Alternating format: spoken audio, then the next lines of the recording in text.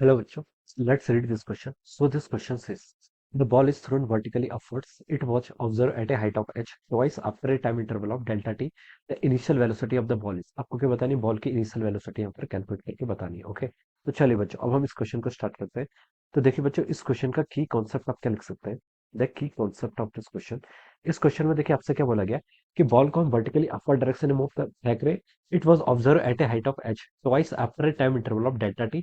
The initial velocity of the ball, ball की initial velocity क्या करनी है? कैलकुलेट करके बतानी है. ओके, तो देखिए बच्चों, इस क्वेश्चन का की कॉन्सेप्ट आप डिस्प्लेसमेंट लिख सकते हैं. क्या लिख सकते हैं? डिस्प्लेसमेंट. ओके, डिस्प्लेसमेंट आपका एच के इक्वल है. ओके, या फिर लिख सकते हैं आपका कांस्टेंट एक्सेलरेशन. ओके, तो चलिए बच्चों, इस क्वेश्चन को स्टार्ट करते हैं. क्वेश्चन में देखिए बोलना क्या चाह रहा है, पहले क्वेश्चन की लैंग्वेज समझते हैं.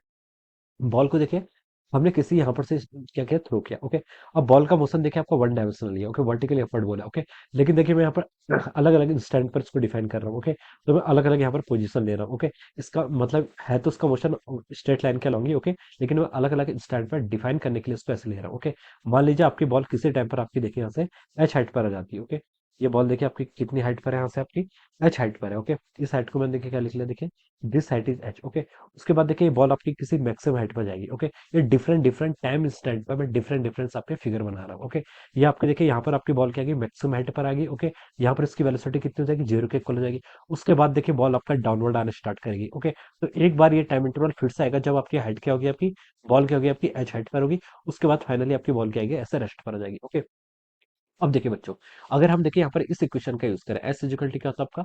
UT plus half eighty square. Okay, half eighty square और एक्सेलेशन कितना है यहाँ पर? माइनस जी के इक्वल है. तो आप इसको लिख लीजिए. देखिए s is equal to UT minus of half g t square. Okay, this is the equation. ये क्या आपकी इक्वेशन रिप्रेजेंट कर रही है? डिस्प्लेसमेंट. ओके, तो देखिए बच्चों, बॉल आपकी एच हाइट पर दो इंस्टेंट पर आती है. एक तो जब ऊपर जा रही है और एक जब डाउनवर्ड डायरेक्शन में आ रही है. ओके, तो देखिए हम इस इक्वेशन को सॉल्व करेंगे. तो टी ए क्या आपकी क्वाड्रेटिक इक्वेशन है. क्वाड्रेटिक इक्वेशन से हमें क्या मिलेगी? टाइम की दो वैल्यूज मिलेगी. ओके, तो देखिए हम यहाँ पर से किसको लिख सकते हैं? देखिए इस इक्वेशन को हम लिख सकते हैं बच्चों. देखिए ये हो जाएगी आपकी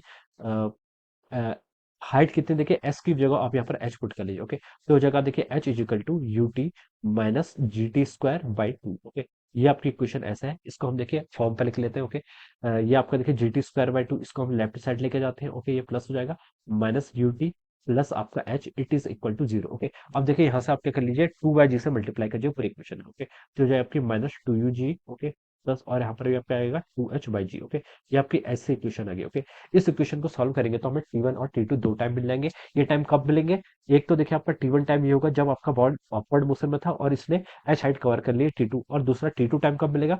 जब आपका बॉडी क्या कर रही है? देखिए डाउनवर्ड आ रही है. ओके, और टी2 की वैल्यू क्या होगी? टी1 से आपकी ग्रेटर होगी. ओके, क्वेश्चन में हमसे गिवन कर रखा है. देखिए सेम हाइट पर आ रही है दो बार. ठीक है, after time interval delta T. Okay, तो क्वेश्चन में हमें गिवन कर रखा है जो आपका डेल्टा टी है ये क्या आपका टी2 माइनस टी1 के इक्वल है. ओके, तो आप इसको क्या कर सकते हैं? यहाँ से रिप्लेस कर सकते हैं. ओके, तो बच्चों एक तो आपके पास तरीका, आप इसको सॉल्व कर लीजिए क्वेश्चन को और आप क्या कर लीजिए? फाइंड आउट कर लीजिए. लेकिन देखिए हम सिंपली यहाँ पर से क्या कर सकते हैं?